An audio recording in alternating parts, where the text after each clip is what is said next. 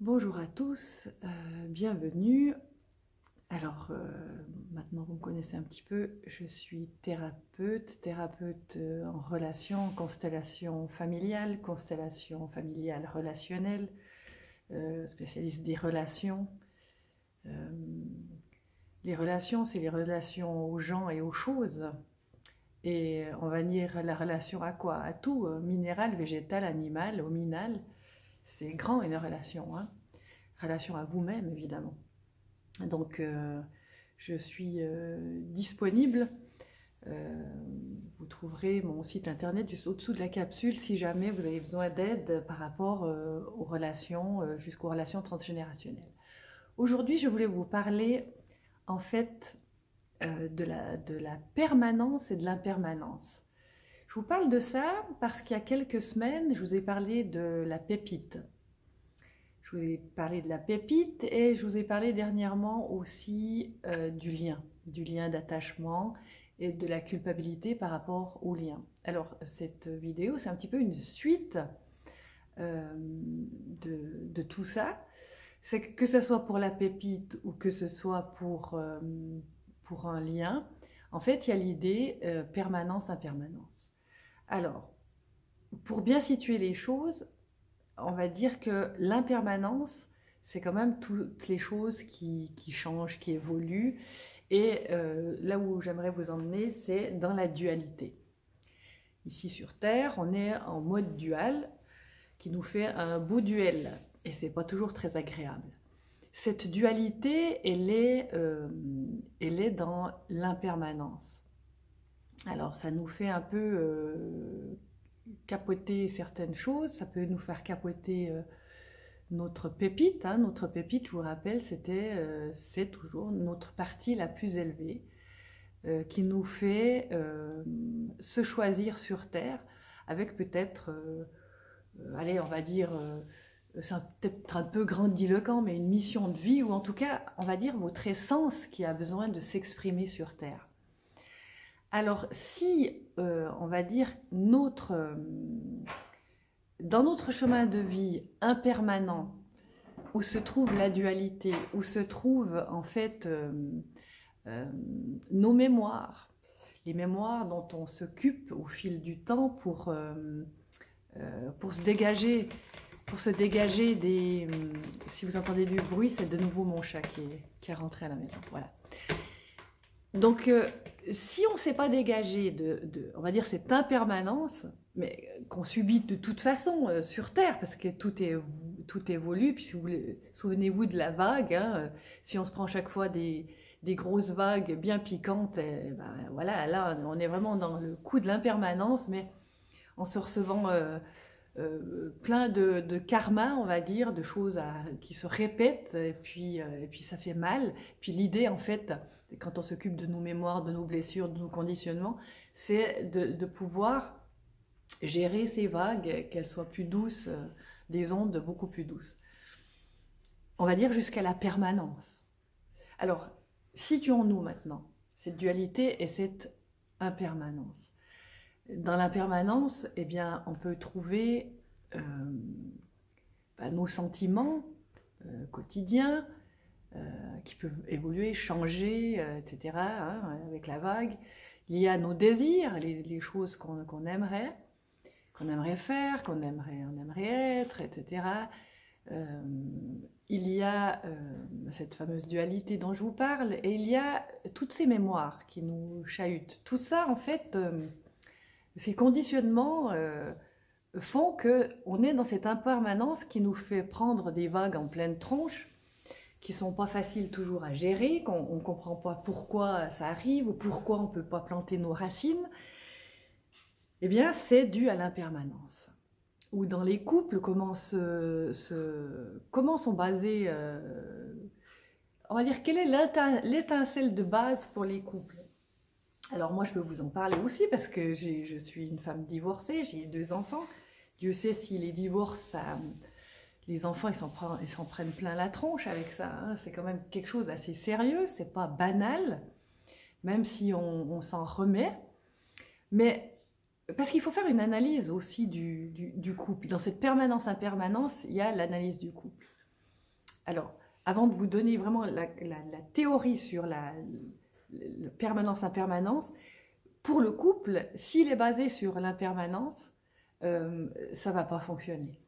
Alors, l'impermanence, c'est-à-dire nos conditionnements, etc. S'il est basé que là-dessus, ça ne va pas fonctionner. Alors vous me direz, oui, mais en fait, la vie nous fait travailler, donc on peut corriger on va dire, nos conditionnements, les faire évoluer, etc. Oui, mais il faut quand même prendre conscience, on va dire, de la permanence et de l'engagement. Parce que dans un couple, il y a deux entités avec un bagage transgénérationnel, conditionnement, etc. Mais il y a aussi quelque chose au centre. Et c'est là où on doit peut-être positionner notre permanence. C'est l'engagement, justement, l'engagement. Alors quand on crée un couple, en fait, on doit s'occuper de l'engagement. Et il y a un pot commun, on va dire, il y a un pot commun où on s'engage à deux à créer quelque chose. Alors, vous pouvez chacun créer des choses à gauche et à droite, et puis revenir dans le pot commun, puis raconter ce qui vous est arrivé. Mais je dirais qu'on peut encore aller plus loin, c'est créer quelque chose à deux. Alors, des fois, il y a un enfant, mais une fois que l'enfant a grandi, qu'est-ce qui reste? Donc, le pot commun, on va dire, on va l'appeler comme ça, le pot commun des grâces du couple dans l'engagement, eh bien, je pense qu'il faut avoir une bonne réflexion là-dessus. Je reviens maintenant à l'impermanence et à la permanence. Cette impermanence qui nous fait chahuter tout le temps dans nos conditionnements, dans nos mémoires, dans nos blessures, où chaque fois il y a le passé qui revient, qui est stimulé par quelque chose du présent, une relation présente qui me met en pleine poire ce que je suis, ce que j'ai vécu dans le passé, et qui stimule quoi? Par exemple une grosse colère. Et on ne sait pas trop d'où elle vient, cette colère, mais elle est là en moi, c'est comme une entité qui me prend tout à coup alors que l'autre était en train de me dire quelque chose et hop, là j'explose. Évidemment, c'est la faute de l'autre. Ça ne se passe pas tout à fait comme ça. Eh bien, cette impermanence, on peut peut-être la regarder ce schéma comme un cercle. Au centre du cercle, vous avez la permanence, ce qui existe toujours, ce qui ne bouge pas, immuable. Et pour moi, c'est l'amour. Alors, l'amour, on va dire, il n'est pas encore absolu, là. Il est bien un amour terrestre, on va dire. Mais ça fait partie de votre pépite. C'est la reconnaissance de vous-même.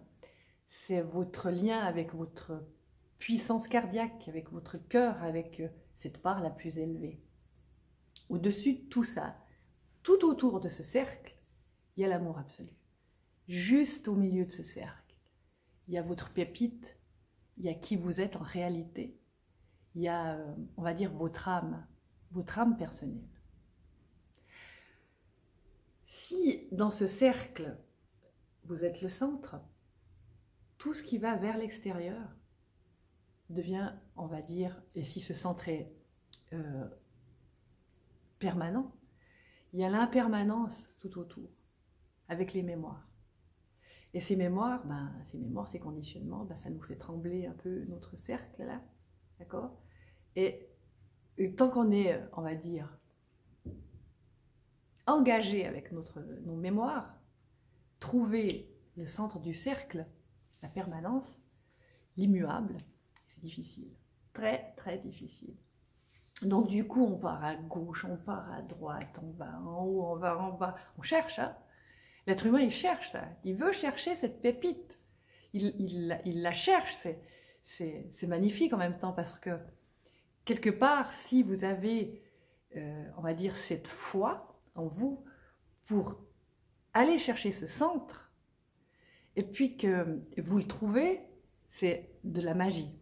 Mais il peut y avoir, parce qu'on est influencé par l'extérieur, ce qui est tout autour, ce qui est encore, on va dire, dans le cercle, mais vers l'extérieur, ces choses qui nous capotent, et puis il y a quand même une vie dehors, il y a la vie des autres, il y a l'influence du monde, el mondo, l'influence du monde, et le monde, c'est le démon. hein, si vous changez les lettres. Le démon, c'est quoi? Ben, c'est l'esprit mental, c'est pas l'esprit spirit on va dire, qui est stimulé par ce centre qui est permanent. C'est vraiment l'esprit du monde, l'esprit du démon mental, le mental du monde. Le monde est égal au mental, hein. C'est nous qui le créons, le monde, dehors, là. Celui qui fait mal, celui qui brasse, d'accord? Donc cette influence mentale, eh bien, c'est comme des ombres, c'est comme des nuages qui empêchent de voir ce centre. Alors, je dirais même quand on l'a trouvé, cette pépite, même quand on l'a trouvée, quand on a trouvé vraiment notre essence, je vous parlais d'engagement dans le couple, eh bien c'est le même engagement ici, dans votre couple personnel. Il y a un engagement. Cet engagement, mieux vaudrait ne pas le violer, on va dire, l'annuler, parce que de toute façon, il va revenir. Mais il va revenir plus fort. Et tant qu'on n'a pas, on va dire, bâti des choses concrètes pour faire en sorte que moi, mon mental, peut-être encore un peu chahuté, alors que mon mental vient de voir le bénéfice du centre, de la pépite, eh bien, le danger là, si on ne s'occupe pas de ce lien, de cet engagement qui est le lien entre moi, qui vis aussi à l'extérieur, et ce centre, si on ne s'en occupe pas, ça va être difficile de se créer. À travers, pourtant, cette vision que vous avez, cette vision la plus belle. Ça demande de l'aide. C'est pas toujours facile de faire ça tout seul. Et j'en reviens un petit peu à l'histoire, parce que dans l'histoire, il y avait quand même des communautés. Alors, pour s'occuper des pépites comme ça, il y avait les communautés religieuses, il y avait les communautés un peu plus sectaires. À l'époque de Jésus-Christ, il y avait les Esséniens, c'était un groupe, alors on peut appeler ça secte, mais ils étaient, on va dire, dans leur plus belle pépite, eux, parce qu'ils étaient dans la guérison. C'était vraiment guérir les couches. C'était retirer les pluches d'oignons une à une. C'était aider les autres à faire ça. Ils étaient forts parce qu'ils étaient une communauté. Moi, je vous parle de ça parce que peut-être que ça fait résonance avec vous, j'en sais rien, vous me mettrez des commentaires, je les aime bien, je vous ai dit.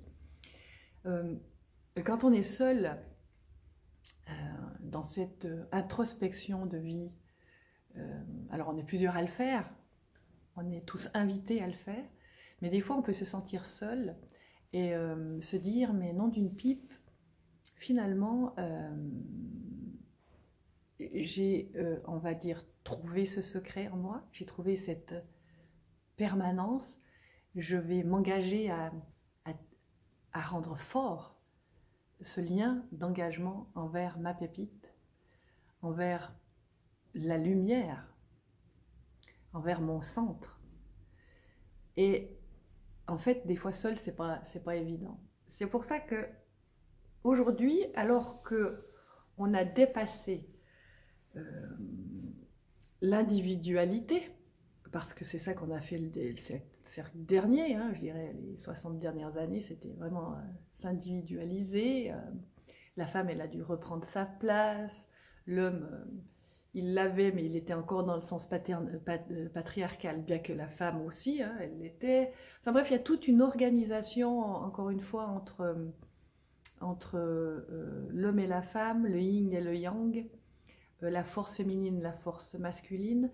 Et justement, j'en viens là-dessus parce que si je vous parle de communautés où ils faisaient beaucoup de travail sur eux, sur l'homme sacré et la femme sacrée, en tout cas, j'invite ceux qui savent le faire à recréer peut-être des communautés pour qu'on puisse en profiter, pour aller vraiment renforcer ce côté masculin et ce côté féminin dans l'unité de l'être, pour pouvoir vraiment rendre solide ce lien sur l'engagement envers sa pépite. Alors, les religions, elles étaient aussi faites pour ça. Après, bon, évidemment, si le monde mental s'occupe de ça primordialement pour avoir la puissance et la gloire, évidemment, ça ne va pas aller. C'était évidemment dans des communautés comme les Esséniens, c'était rendre le divin visible, donc ce centre dont je vous parle, donc l'immuable. Et l'immuable, quand il est dans son centre, et puis qu'il est bien regardé, bien vu, bien ressenti, eh bien, en fait, c'est jusque dans la matière du monde qu'il a envie de... cette immuabilité, j'espère qu'on peut le dire, cette chose immuable, cette lumière immuable, elle diffuse. Elle diffuse. Et peut-être que c'est la même chose pour les couples, puisque dans les couples, finalement, quand on a compris qu'il ne faut pas chercher l'autre dans son couple, qu'il ne faut pas aller se chercher soi-même non plus dans son couple, eh bien, quand on a trouvé cette pépite de nous-mêmes, on peut tisser un lien d'engagement, créer ces deux entités, un lien d'engagement au centre, mais avec une vision de qu'est-ce qu'on fabrique avec ce couple. Donc c'est fabriquer du beau, fabriquer une pépite aussi. Mais pour faire ça, il faut d'abord trouver la sienne. C'est sûr. Sinon, il y a aussi la notion de le couple et la relation. Après, c'est ok si vous vivez seul, hein. L'idée, ça sera ici alors de s'occuper de votre unité en allant chercher votre part la plus belle. Pour que, dans le symbolisme, puisqu'on a besoin des symboles aussi, que cette partie masculine et féminine puisse se rejoindre pour tisser vraiment l'expression de vous-même en un, ici. Mais vous serez connecté avec la partie la plus élevée. Et ça, c'est quand même, pour moi, très, très important. Donc ça, c'était la permanence, l'impermanence. Je crois que c'est quand même un sujet important à creuser encore. Et peut-être pour les gens qui se cherchent ou qui se sont trouvés, mais qui ont besoin de passer à l'action de quelque chose, peut-être même de changer de vie, ça peut être aussi dans le travail, ça peut être dans son couple, c'est d'y repenser aussi. Si c'est pour un couple, c'est de voir comment on peut faire avec son partenaire par rapport à ça, faire évoluer, mais en faisant évoluer sa propre personne. Et je dis, moi quand je parle de la personne, c'est souvent son côté égotique, pour se souvenir qu'on est un être plus qu'une personne. Pour moi, la personne, c'est encore dans cette immuabilité ou dans cette, on va dire plutôt cette impermanence qui nous chahute. Donc, pourquoi je vous dis tout ça aujourd'hui? C'est parce que c'est très important de s'occuper de ces conditionnements. Parce que si vous devenez vos propres conditionnements, ça va être difficile de trouver cette pépite. Donc les thérapeutes aujourd'hui, ils servent à ça. Alors, on aurait pu les appeler autrement, j'en sais rien. Thérapeute, c'est pas protégé, donc nous, on s'appelle thérapeute, voilà, thérapeute. Parce qu'on est en fait des chercheurs. On est des chercheurs, mais quelque part, on l'est tous, mais on prend peut-être plus le temps d'aller chercher. C'est bien de vivre dans la matière, puis de profiter du matériel, etc. Moi, j'aime ça aussi, hein, parce que ça m'aide à profiter, à jouir de la vie, à être dans ma sécurité du premier chakra, dans la matière, voilà, profiter de goûter, voilà, de goûter avec mon sens, avec tous mes sens pour goûter, que ce soit la matière pour manger, que ce soit la matière, je sais pas, si vous aimez, je sais pas ce que vous aimez comme voiture, enfin voilà, enfin, cette jouissance qu'on a, elle est pas mauvaise. Elle est même très bonne parce qu'elle vous fait vous activer les sens, une sorte d'activation aussi passionnée. Mais je dirais que on pourrait sortir du ventre de notre mère milliardaire, en profitant de toute cette matière autour, etc., même sans effort, et que si on n'a pas trouvé son centre, la vie va nous demander de le faire. C'est quasiment automatique. Si on ne le fait pas maintenant, il y a une demande intérieure de comprendre, de vouloir comprendre ce sens de la vie. Parce que on pourrait aussi dire que le sens de la vie, quelque part, il n'y en a aucun. Hein, je veux dire, il y a la mort cellulaire, la mort cellulaire, c'est la mort du corps, en sachant que, ok, le corps il meurt, mais quelque chose d'autre reste vivant. Ce qui reste vivant, c'est justement ce qu'il y a autour de cette sphère dont je vous ai expliqué le centre. C'est l'âme totale, c'est le grand tout. Mais il y a des petites morts avant ça. Les petites morts, c'est justement tous ces conditionnements qu'on doit revisiter, revoir pour être vrai, le vrai être nouveau qu'on a le droit de prendre, qu'on peut s'autoriser à prendre. Et finalement, ça nous est autorisé normalement à le prendre. Dès qu'il y a un bébé qui naît, il est autorisé, et prenez conscience qu'on l'autorise à être un être nouveau. Il a peut-être le même nez que son père ou que sa mère, mais son être-té, c'est un être nouveau qui vient expérimenter quelque chose sur Terre. Donc mieux vaudrait qu'il prenne le plus vite possible, le plus tôt possible, sa pépite. Voilà. Voilà, peut-être qu'il y aurait autre chose à dire. Là, j'arrive à 20 minutes, donc je vais laisser ça, comme ça, dans le vent, et je vais voir vos réactions. Alors, je vous remercie de me mettre des commentaires. Je préférerais que vous alliez sur YouTube, parce que vous savez que, en fait, il faut faire vivre YouTube plutôt que Facebook. Moi, je la balance sur Facebook, parce que il y a des gens qui en profitent aussi, qui sont souvent sur ce canal. Mais allez sur Facebook, et si vous voulez me mettre des commentaires, allez sur YouTube, je veux dire, et mettez-y des commentaires et mettez-y des likes pour qu'elles prennent aussi de la puissance et de la vie, parce que c'est comme je vous ai dit les dernières fois, c'est du partage. Partage de la connaissance, partage des ressentis, partage tout simplement humain, et dans le but de se faire grandir. Et je reste évidemment à votre disposition, que ce soit par Skype, je travaille par Skype, je fais plutôt un genre d'hypnose humaniste aussi, qui fonctionne très bien par rapport à ces conditionnements, à ces mémoires. Et donc vous pouvez me contacter, je mettrai le lien juste en dessous. Il y aura des liens d'autres capsules aussi que j'ai fait, dont je vous ai parlé en début de vidéo. Et puis, eh bien, un petit like, évidemment, du partage, évidemment aussi. Voilà, je vous souhaite une très belle journée avec votre pépite et votre centre. Et prenez bien soin du lien que vous avez avec votre centre, pour le rendre actif dans la matière. Voilà, je vous embrasse tous, à bientôt, au revoir.